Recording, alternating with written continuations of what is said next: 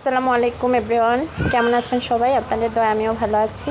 তো আজকে দেখতেই পাচ্ছেন আমাদের লতি রান্না চলবে। তো লতিটা গ্রামের ছিল, আমি শহরের মোটা লতিগুলো খাই না ওরকম। তো লতিটা ধুয়ে পরিষ্কার করে নিয়েছি, দিয়ে দিচ্ছি ডাল, দিয়ে দিচ্ছি পেঁয়াজ, কাঁচামরিচ, লবণ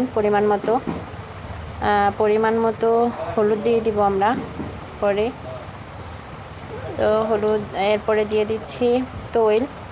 তো তৈলটা দিয়ে আমরা অনেকেই জানি যে লতিটা অনেক সময় গলা ধরে।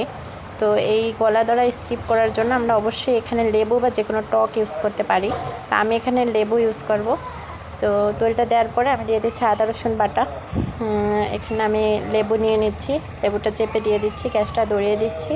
আপনারা হাতে মাখিয়ে নেবেন, আমি হাতে মাখাতে পারলাম না, আমার হাতে একটু সমস্যা থাকায়। তো হাতে মাখিয়ে একবারে বসিয়ে দেবেন, যাদের সময় স্বল্পতার জন্য লতিটা আমরা এভাবে রান্না করতে পারি। রান্না করে দেখবেন সবাই, খেতে অনেক মজা লাগে। ভালো থাকবেন, সুস্থ থাকবেন। আসসালামু আলাইকুম।